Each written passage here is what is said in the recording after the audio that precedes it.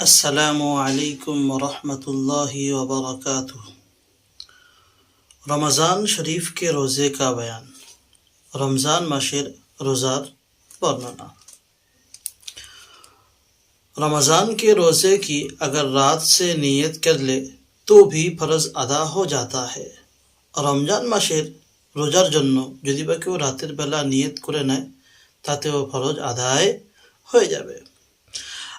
और अगर रात को रोज़ा रखने का इरादा ना था, যদি বা কারোর রাত্রেবেলা রোজা রাখার ইরাদা না থাকে, যে রাত্রেবেলা কালকে রোজা রাখবো এরকম কোনো নিয়ত যদি না থাকে, बल्कि सुबह हो गई तब भी यही ख्याल रहा, বরং সকাল হয়ে যাওয়ার পরেও মনে মনে এরকমই খেয়াল ছিল कि मैं आज का रोज़ा ना रखूँगा, कि আমি আজকে রোজা रखबो ना, और दिन चढ़े ख्याल आ गया कि फ़र्ज छोड़ देना बुरी बात है।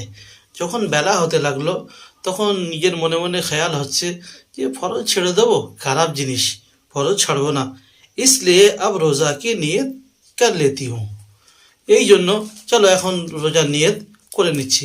तब भी रोज़ा अदा हो गया, তখনও রোজা আদায় হয়ে যাবে। लेकिन अगर सुबह को कुछ खाया पिया पी चुका हो तो अब नियत नहीं कर सकता, যদি বা সে সকালবেলা কিছু খেয়ে বা পান করে থাকে তাহলে আর রোজা রাখতে পারবে না। अगर कुछ खाया पिया ना हो तो दिन को ठीक दोपहर से 1 घंटे पहले पहले रमज़ान के रोज़े की नियत कर लेना दुरुस्त है। যদি বা সকাল থেকে কিছু খাওয়া বা পান করে না থাকে তাহলে দুপুর হওয়ার 1 ঘন্টা আগে আগে পর্যন্ত রোজা যদি নিয়ত করে নেয় রোজা আদায় হয়ে যাবে। रमज़ान शरीफ के रोज़े में बस इतनी नियत कर लेना काफ़ी है कि आज मेरा रोज़ा है। रमज़ान मासेर रोजार জন্য এইটুকু নিয়ত যথেষ্ট যে শুধু মনে মনে নিয়ত করে নেয় যে আজকে আমার রোজা,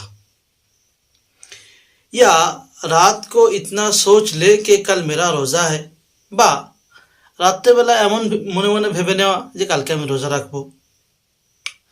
बस इतनी ही नियत से रमज़ान के रोज़ा अदा हो जाएगा, যদি এইরকমই নিয়ত করে না এর দ্বারা রমজান মাসের রোজা আদায় হয়ে যাবে।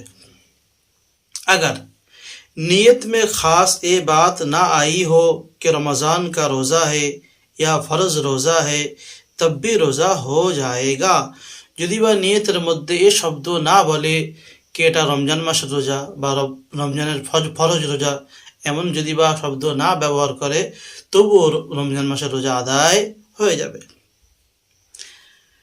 शाबान की 29वीं तारीख को अगर रमज़ान का चाँद निकल आवे, শাবান মাসের 29 তারিখে যদি বা রমজান মাসের চাঁদ দেখা যায় तो सुबह को रोज़ा रखो, তাহলে কি করতে হবে? সকাল থেকে রোজা রাখতে হবে। और अगर ना निकले, যদি বা চাঁদ না দেখা যায়, या आसमान पर अबर हो और चाँद ना दिखाई दे, যদি বা আকাশের মধ্যে বাদল থাকে বা আকাশের মধ্যে যদি বা মেঘ থাকে, মেঘের কারণে যদি বা চাঁদ না দেখা যায় তো সুবাহ কো রোজা না রাখো, তাহলে সকালবেলা রোজা রাখবে না। হাদিস শরীফ में इसकी मुमानियत आई है, হাদিস শরীফের মধ্যে এটাকে মানা করা হয়েছে। बल्कि शाबान की 30वीं तारीख पूरा करके रमज़ान के रोज़ा शुरू करो, বরং শাবান মাসে 30 দিন পুরো করে রমজান মাসের রোজা রাখবে। 29 तारीख को अबर की वजह से रमज़ान शरीफ का चांद नहीं दिखाई दिया, 29 तारीखे মেঘের কারণে যদি বা রমজান মাসের চাঁদ দেখা না যায় तो सुबह को नफल रोज़ा भी ना रखो, तो সকালবেলা নফল রোজাও না রেখো না। हाँ, अगर ऐसा इत्तेफाक पड़ा, हाँ যদি বা এমন হয়ে থাকে इत्तेफाकन মানে হঠাৎ अचानक कि हमेशा पीर और जुमारात या किसी मुकर्ररा दिन का रोज़ा रखा करते थे, যদি বা এমন হয়ে থাকে সারা বছর সোমবার বা বৃহস্পতিবার বা কোনো একটা দিনকে নির্ধারিত করে সারা বছরে ওই দিনে রোজা রেখে থাকে, যদি সেই দিনটাই এসে পড়ে তো কি করবে। আর কাল ওই দিন হ্যাঁ, যে প্রত্যেক সপ্তাহে একটা দিন ঠিক করে রেখেছিল সেই দিনে রোজা রাখে এবং ওই দিনটা সেই দিনেই পড়েছে, যে দিনে রোজা রাখতে নিষেধ করা হয়েছে আর সেই দিনটা হতেই পড়ে। যদি ওরকমই হয় তো নফল কি নিয়ত সে সুবহ কা রোজা রাখো, নফলের নিয়ত করে সকালবেলা রোজা রাখবে। সকালবেলা রোজা रख लेना बेहतर है, ভালো রাখতে পারে। फिर अगर कहीं से चांद की खबर आ गई, যদি বা তারপরে কোনো জায়গা থেকে রমজান মাসের রোজার চাঁদ যদি বা চাঁদের খবর যদি এসে যায় তো उसी नफल रोज़ा से रमज़ान का फ़र्ज अदा हो गया, তো ওই নফল রোজা থেকে রমজান মাসের ফরজ রোজা আদায় হয়ে যাবে। अब उसकी কাজা না রাখে, এবং ওর কাজা রাখারও প্রয়োজন পড়বে না।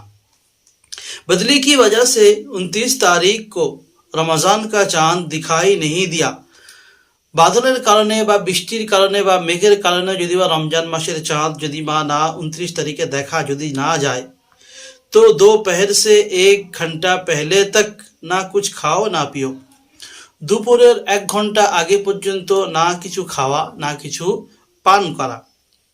अगर कहीं से खबर आ जाए तो रोजे की नियत कर लो, যদি বা কোনো জায়গা থেকে দুপুর হওয়ার 1 ঘন্টা আগে আগে খবর এসে যায় তাহলে রোজার নিয়ত করে নেবে এবং রোজা রাখা শুরু করে দেবে। আবার খবর না আয়ে তো খাও পিও, যদি বা খবর না আসে কোনো জায়গা থেকে তাহলে তারপরে যা খুশি যেমন খুশি খাও পান করো, কোনো অসুবিধা